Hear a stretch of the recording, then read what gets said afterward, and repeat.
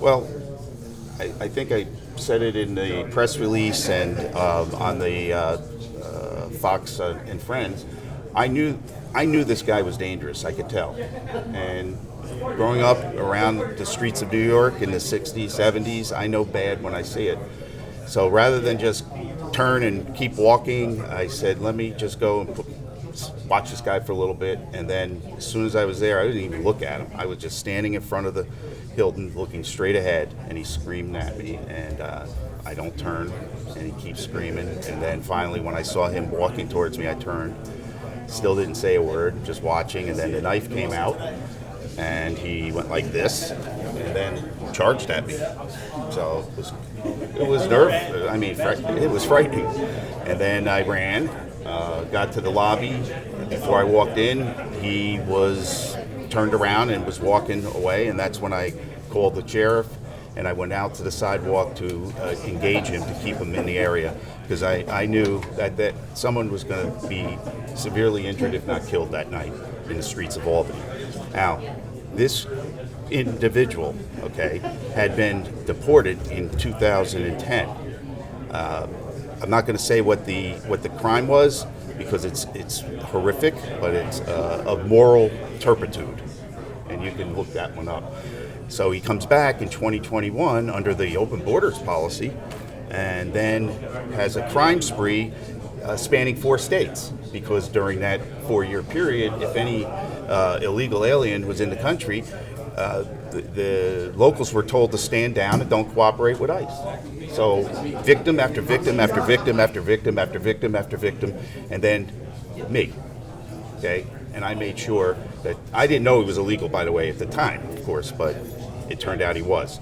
And that's the sad part. He should never been on the streets of Albany. Never. This guy should have never been in this country again after having previously deported.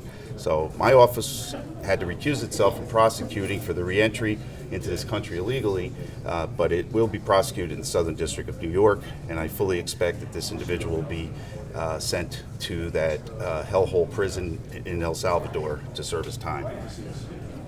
Are you, excuse me, do you have like personal defense ways, modes? Have you been trained in any defensive mode, like above an average citizen, or like self-defense and all that stuff, or are you just an average citizen, or just an average citizen? I don't have a gun.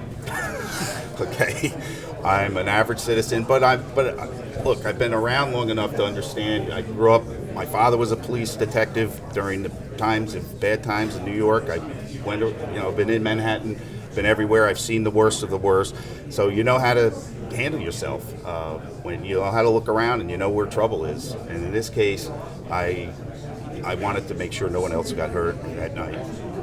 The Times Union has the quote saying something along the lines of feeling unsafe walking around the Capitol.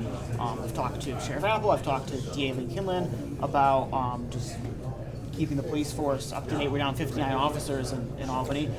Anything that you'd like to say that would make you feel safer in the streets by the Capitol? To be honest with you, I'm appalled that there was no police presence around the Capitol. In fact, Albany police never even showed up on the scene. You have the U.S. attorney chased down the street with a knife-wielding maniac. Not one call from the chief of police, not one squad car pulled up. And thank God I called the sheriff instead of the Albany police, because they should have been there. The legislature was in session, There's a lot of people up in the Capitol, and you've got no police presence at all. Disgraceful. And I'm not blaming the police department itself. I'm just talking about Albany County, whoever runs the show, and whoever's putting out budgets and saying whether police could be there or not be there. That's what I'm talking about.